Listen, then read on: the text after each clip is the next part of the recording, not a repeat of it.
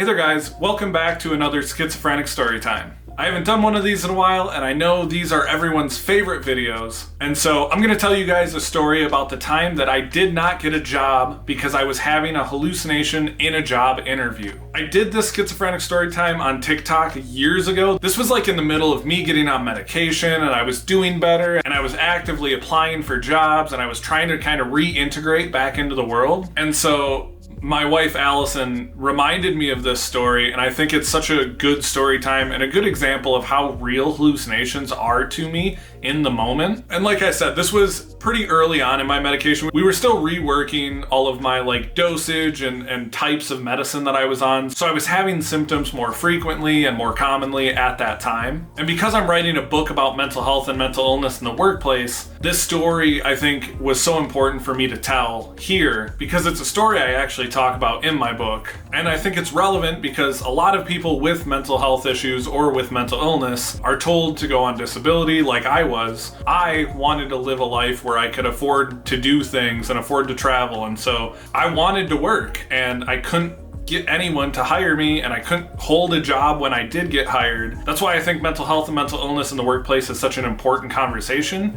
because you have people out there who would try to work at least some hours but don't want to lose their disability because they know that they can't maintain a full-time job, and it's a whole thing. So I want to tell you guys this story just to kind of portray, this is what I was going through at the time and help you guys see why it was so hard for me not only to get a job but maintain a job. So let's go ahead and get into it.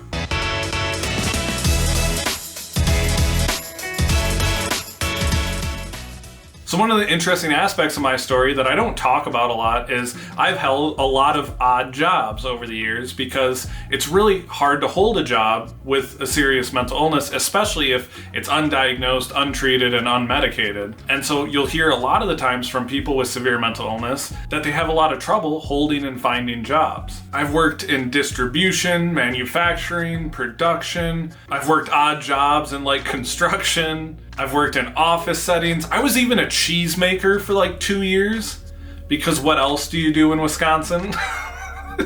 And so this to me is a really important story time because at this time I was starting to feel normal again, and everything that happened made me realize how far I still had to go in my recovery and treatment journey. So basically how the story goes is I was meeting with a hiring manager, a human resource manager, and then another person who I figured was a third shift manager or something like that.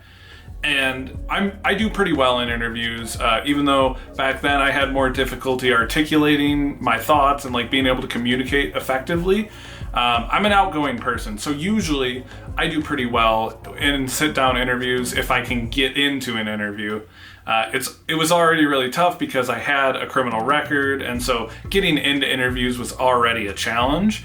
But once I get in, I feel really confident. And so I was talking to them, I felt like I was answering all the questions, but I was super confused because the two people on this side of the table were asking me a lot of questions, and they were going back and forth, and then the third person would try to ask a question and they would interrupt that person. And so after they finished their questions, I would respond to the third person's question. And after I answered it, I would look back at the other two and they would be very confused, and they didn't really understand why I was responding to the other person. And it was so confusing because I didn't realize until after the interview that I was hallucinating the third person.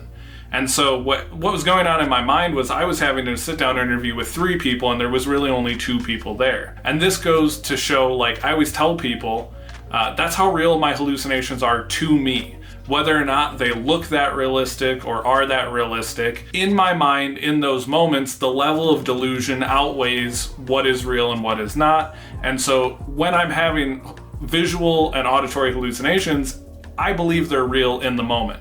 And this is a really great example of that, where it was so ingrained in my reality that even with 2 very real people in front of me, I still thought one of my hallucinations was another real person. And so as the interview went on, I could tell they were getting more concerned and more confused, and I could tell also that they cut the interview early. And it was right around that time where I started realizing what was going on. I got very upset, very emotional, and as I was leaving, I can see why I never heard back from that job, and why they might have been really confused. At that time, I wasn't comfortable enough to talk about my diagnosis or explain what was going on, so I didn't even bother trying to reach back out and explain myself or explain what had happened, or even, advocate for myself as a person living with mental illness. It was like really frustrating because it was one of the few times where I started feeling like, man, I'm getting my life together, things are going really well, and then that happened. So I think this is such a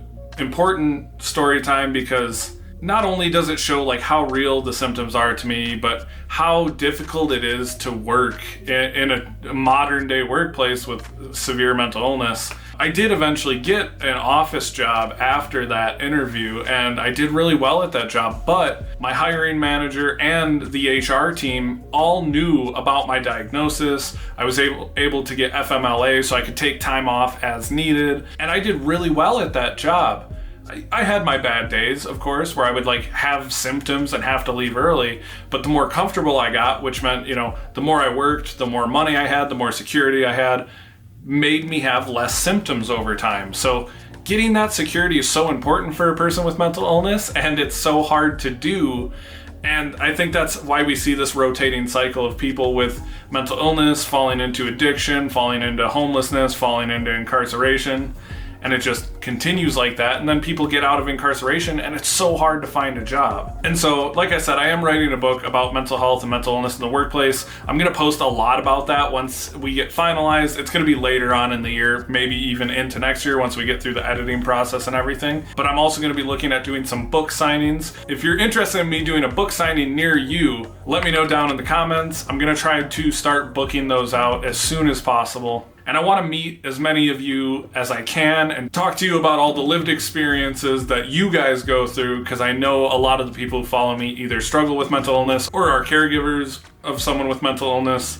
And so I'm hoping that my perspective, as well as the few people that I interviewed for this book, are able to help the general population better understand what mental health and mental illness in the workplace really looks like and what we need to do to make sure that these people can be accommodated in the future. Thank you guys so much for watching this video. Like I said, if you have any questions, leave them down in the comment section. Don't forget to like and subscribe, and be sure to turn on alerts so you can get notifications every time I go live or post new content. I appreciate you guys so much. And as always, my name's Cody. Don't worry, I'm real.